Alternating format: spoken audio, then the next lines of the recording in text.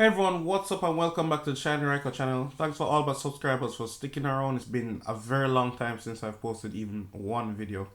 Now, this will be the deck profile in the longest while, and it's going to be Odd Eyes Pendulums. This is what I played at the tournament yesterday. I made it to top 8 and immediately got knocked out. I'm sorry I didn't go any further, but I bricked hard twice in the tournament, and where I brick really cost me. That's when I got knocked out. It wasn't my fault. I played a lot of Pendulum Magicians, True Draco. Also played Paleo and a Monarch True Draco. The Monarch True Draco gave me a warm time because not only can you not pass Masterpiece, I couldn't even go into my extra deck, which is really stupid. But I'm still here. So let's go right into deck profile. I'm going to explain everything as usual. First one up, we have Triple Arc Pendulum Dragon. He's the main monster of your deck. He's the core monster. You only put him in scale. But when he's in the scale, if an Odd Eyes card you control is destroyed, special summon an Odd Eyes monster from either your graveyard, your deck, or your hand. So you get a free special summon. Now, this might not seem like a lot, but when you're sitting behind one Vortex, and the only way your opponent could get rid of it off is by attacking it, and you special it right back, and they can't ogre it because it's going to be the damage cal. It gives the opponent a warm time. And he's the real central core of the deck, and at the end of the day, he's a 2700 beat stick. And the deck, you cannot complain with the search card for the deck because you literally have 9 search cards directly for this, so you have no complaints. Then we have 2 Odd Eyes Pendulum Dragon. Everyone should remember him. In the scale, he has 2 effects.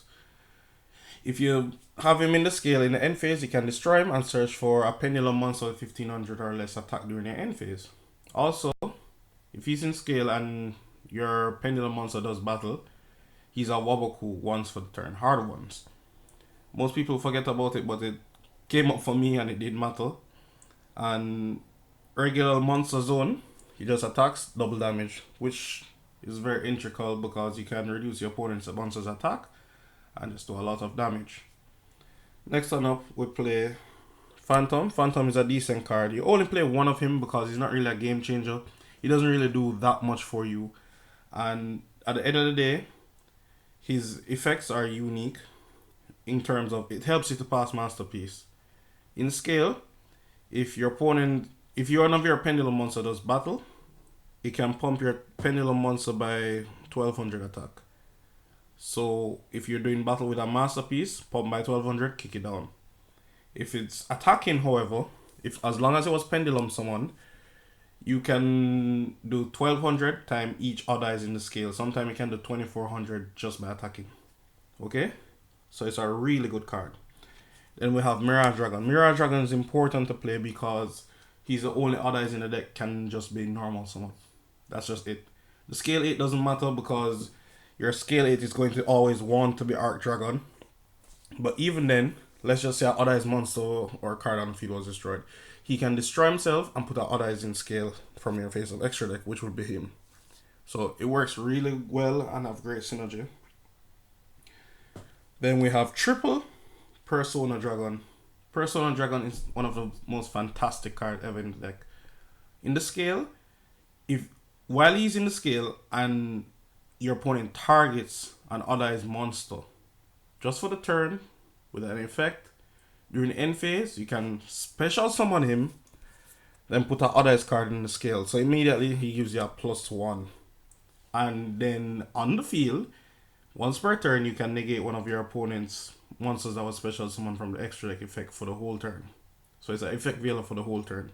So it really helps you a lot, shuts down people extra deck plays, and you see because you only have one extra monster zone, it matters. And for the last Odd Eyes card, we have Dissolver. Dissolver is level 8, but it's not a problem. If you draw him, if your pendulum monster does battle with the next monster, you can just special him from your hand. The monster can't even be destroyed by that battle, so you can't even run up into anything as you please. Also, this card, Arc Dragon, can summon him from your deck.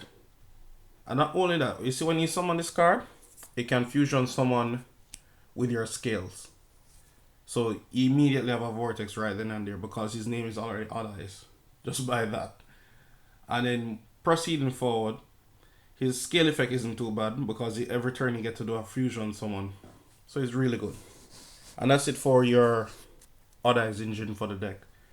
Then after that we have triple Astrograph. Must play. Everyone should know what he does. When a card for you is destroyed, you can special summon him and add any card that was destroyed this turn.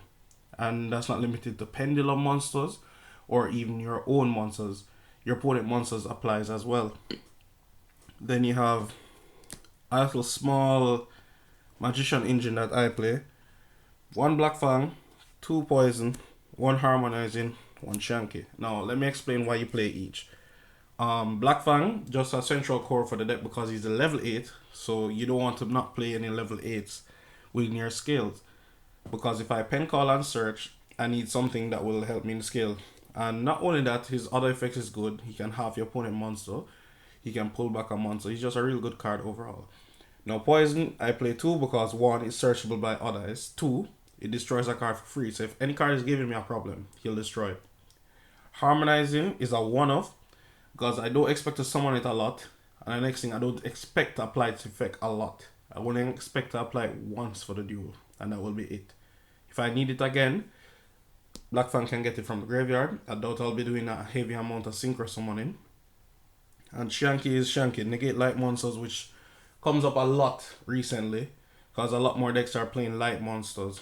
Also, the scale effect on him can be used.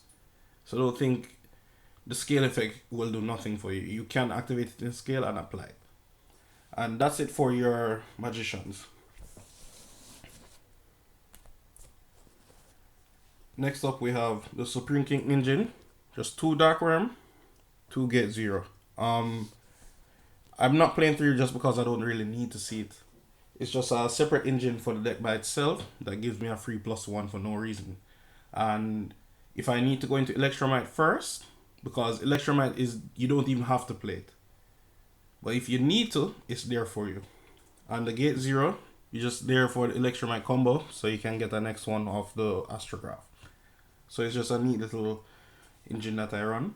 And the last 2 monsters is 2 effect veilers. Just to slow my opponent down. This came up in the tournament a lot. And I mean, if I didn't have Veiler or some hand trap interruption, I would lose. And it came up a lot, several times. Moving on. For spell cards, you have triple Sky Iris, triple Spiral Flame, triple Duelist Alliance. Every single one of these cards can search for your Arc Pendulum Dragon. So you have no excuse to be like, oh, you're not going to play the deck because you need to rely on one card.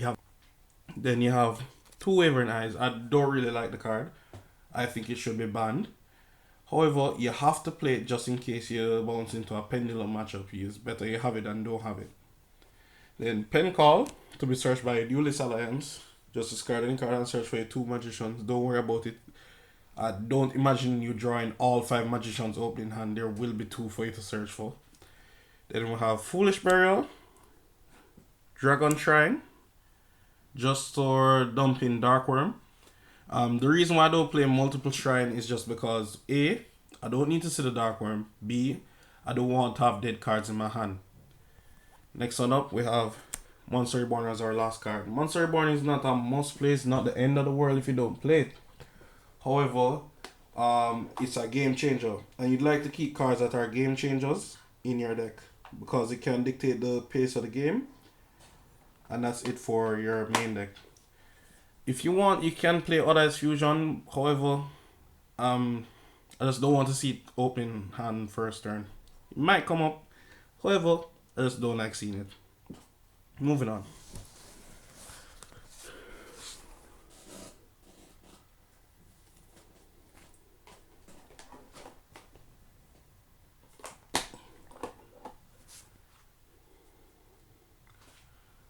For extra deck, we have double Vortex. The reason why we have to play 2 Vortex is 1, the combo when you use your Electromite will get you into a Vortex. Now, notice your Arc Dragon doesn't restrict what type of other monster you can pull back from your grave, deck, or hand. So, mean if you fusion summon this properly, you can just continuously bring it back as long as it gets destroyed. Now, is that if you use the Exceed Absolute to summon it, it can't be special summon back because it wasn't fusion summon properly in the first place. So you play one to actual fusion summon and one to do your combo. Then we have Kakashi, the Sharingan, copy any jutsu, and Gatlinghoul. Gatlinghoul, such a good card, but it doesn't always come up. I don't always play it. However, there are times when I desperately need to summon it, where it will just close out an entire game by itself. And it's just a really good card. I don't recommend taking it out. And that's it for all your fusions. For your synchros, we have Supreme King, Stardust Dragon, and Iggy Azalea. All real good cards. Most people won't play the Stardust. However, I feel I need to. Because first turn, if I have the Harmonizing and I want to synchro someone, Stardust is the best card to go into. And the reason why he protects your boards against mirror matches and a lot of card destruction goes on in Yu-Gi-Oh! Still. And that's why I don't really play Proxy Dragon, because Proxy Dragon is mostly board wipes that happens. So Proxy Dragon is no use. And when they're banishing cards, it's not like Proxy Dragon can save you anyways. So Stardust is a very good pick in this regard. Then for the Exceeds, we have Dweller, Timestar. Really thinking of taking this out. I haven't played it even once. Dark Rebellion, Absolute, and Raging Dragon. Now this is why you can play the fusion, because you can just send this and any other monster, please, even the next Vortex, because you'll know that one in the grave can always be summoned back at any point in time. Now Absolute has a neat little trick to it. I'm going to show you. If you exceed some of this, and let's just say your opponent has anti-spell up, you see if this gets destroyed, you go for this and let them destroy it. The reason why I do this is because this will go into the scale and it has a decent effect, scale effect. It puts any monster from your deck in the next zone. And it doesn't count as activating it, so it goes around anti-spell all day, every day. And then for your link monsters, we have Electromine, Metaltron, Deco Taco. You don't actually need to link someone a lot, because most duels you're only going to go for this and just sit on it. And that's just it. Because most people, if you get rid of it, I'm going to summon it again. You understand? That's just the deck strategy. I'm just going to wait it out, negate whatever I feel I need to negate, and try to make a Metaltron. Because Metaltron is really good in the deck, because most times I just want to summon back everything. And the deck doesn't play around to OTK. Right? Because you're summoning 2,500 monsters is your weakest. The deck doesn't play around with damage. I've never passed turn 2 and not OTK. Alright. Last up is the side deck. For the side deck, this is 16 card. I didn't play all of this weekend. I didn't play one of the Chaos Hunters. I only played 2. Triple Chaos Hunter, triple Denko, 1 Wavering Eyes, triple Mirror Force, triple Heavy Storm Duster, and triple Rivalry. Now, all of these are good against certain matchups. I have a warm time with Paleo. They give me a very hard fight, so Denko and that. And Denko works against burn decks and other stuff. Denko is really good overall. Chaos Hunter is there for your opponent's 60 card decks. Really good against that. But because I had Rivalry, I didn't play all 3. Now, Rivalry is really important because most people don't play a way to out this in the 60 card deck. Right? And if there's someone one thing, just one monster, I'm going to activate this. Because the only thing is in my deck is spellcasters and dragons. And the worst part is that I can interchange in between them as long as the next one is destroyed. If they clear my board, I'm going to summon dragons. If I'm tired of dragons, I summon spellcasters and go with it. I just go with what's in my hand. Mirror Force overall is unexpected, very good against dinosaurs, just good overall. So these are generic side cards. I don't really side cards for specific decks. Because if you bounce into Rogue and you don't have anything for them, they're going to beat you. So I side generic stuff. So thanks for watching, guys. I'm still not really feeling too well. Thanks for watching. Rate, comment, subscribe. I'm out. I'm going to put up some more combo videos for you guys to watch. I'm out. Peace.